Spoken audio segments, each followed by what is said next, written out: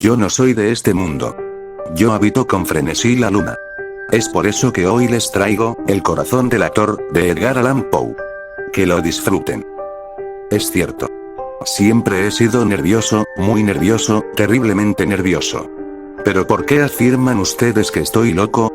La enfermedad había agudizado mis sentidos, en vez de destruirlos o embotarlos. Y mi oído era el más agudo de todos. Oía todo lo que puede oírse en la tierra y en el cielo. Muchas cosas oí en el infierno. ¿Cómo puedo estar loco, entonces?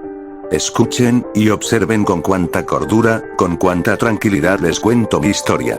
Me es imposible decir cómo aquella idea me entró en la cabeza por primera vez. Pero, una vez concebida, me acosó noche y día. Yo no perseguía ningún propósito. Ni tampoco estaba colérico. Quería mucho al viejo. Jamás me había hecho nada malo. Jamás me insultó. Su dinero no me interesaba. Me parece que fue su ojo. Sí, eso fue. Tenía un ojo semejante al de un buitre, un ojo celeste, y velado por una tela. Cada vez que lo clavaba en mí se me helaba la sangre.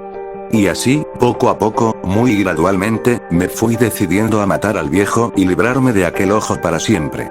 Presten atención ahora. Ustedes me toman por loco. Pero los locos no saben nada. En cambio, si hubieran podido verme. Si hubieran podido ver con qué habilidad procedí. Con qué cuidado, con qué previsión, con qué disimulo me puse a la obra. Jamás fui más amable con el viejo que la semana antes de matarlo. Todas las noches, hacia las 12, hacía yo girar el picaporte de su puerta y la abría, oh, tan suavemente. Y entonces, cuando la abertura era lo bastante grande para pasar la cabeza, levantaba una linterna sorda, cerrada, completamente cerrada, de manera que no se viera ninguna luz, y tras ella pasaba la cabeza. Oh, ustedes se hubieran reído al ver cuán astutamente pasaba la cabeza. La movía lentamente, muy lentamente, a fin de no perturbar el sueño del viejo. Me llevaba una hora entera introducir completamente la cabeza por la abertura de la puerta, hasta verlo tendido en su cama. ¿Eh? ¿Es que un loco hubiera sido tan prudente como yo? Y entonces, cuando tenía la cabeza completamente dentro del cuarto, abría la linterna cautelosamente, oh, tan cautelosamente. Sí, cautelosamente iba abriendo la linterna, pues crujían las bisagras, la iba abriendo lo suficiente para que un solo rayo de luz cayera sobre el ojo de buitre.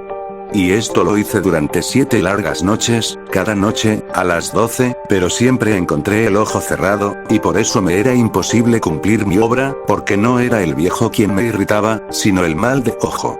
Y por la mañana, apenas iniciado el día, entraba sin miedo en su habitación y le hablaba resueltamente, llamándolo por su nombre con voz cordial, y preguntándole cómo había pasado la noche.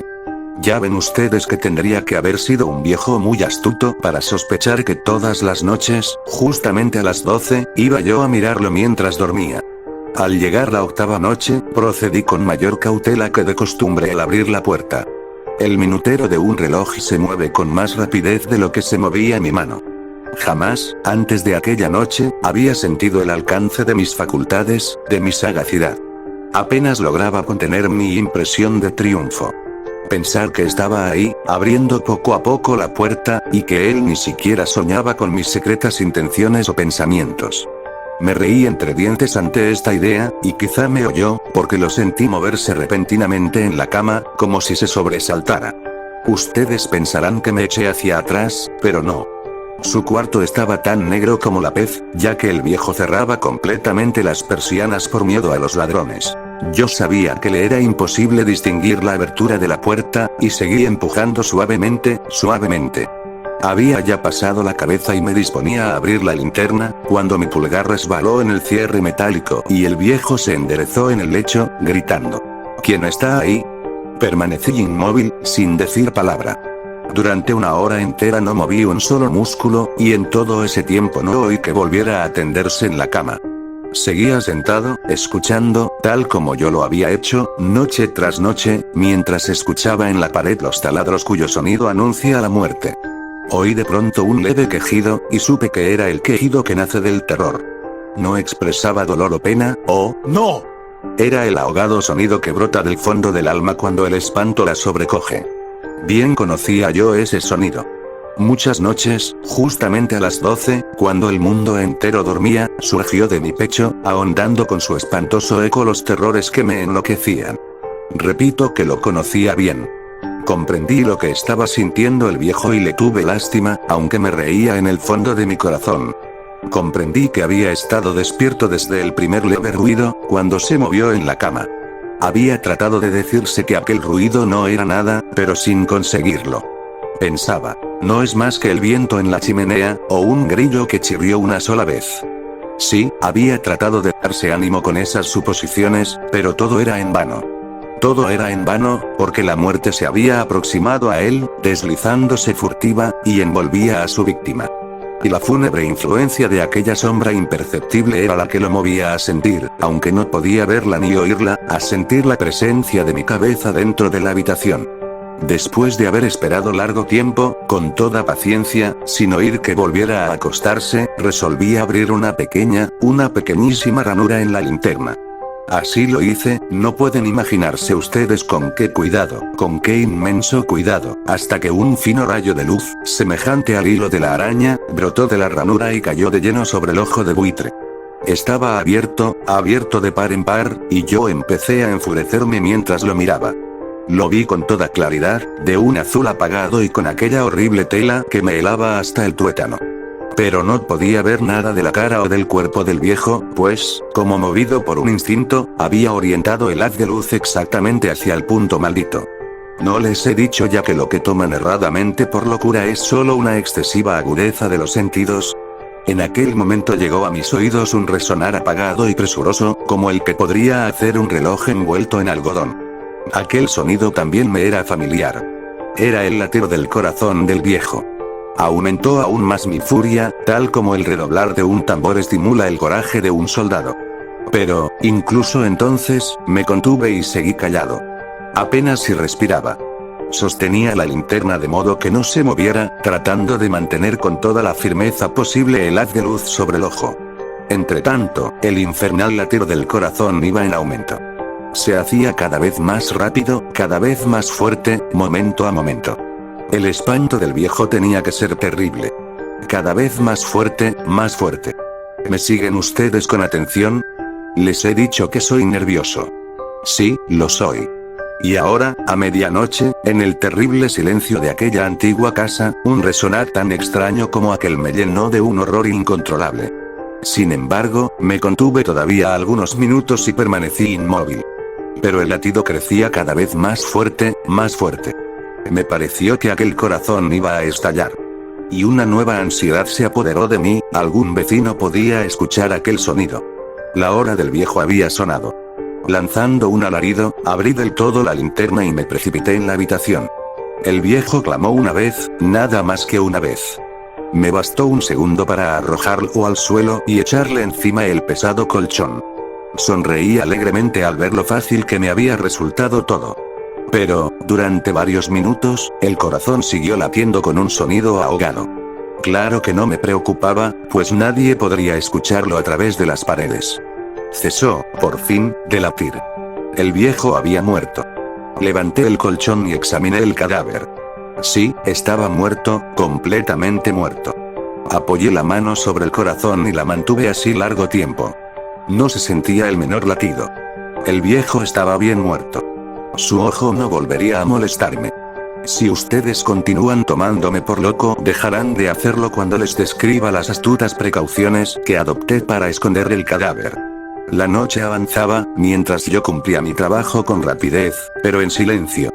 Ante todo descuarticé el cadáver. Le corté la cabeza, brazos y piernas. Levanté luego 3 planchas del piso de la habitación y escondí los restos en el hueco. Volví a colocar los tablones con tanta habilidad que ningún ojo humano, ni siquiera el suyo, hubiera podido advertir la menor diferencia.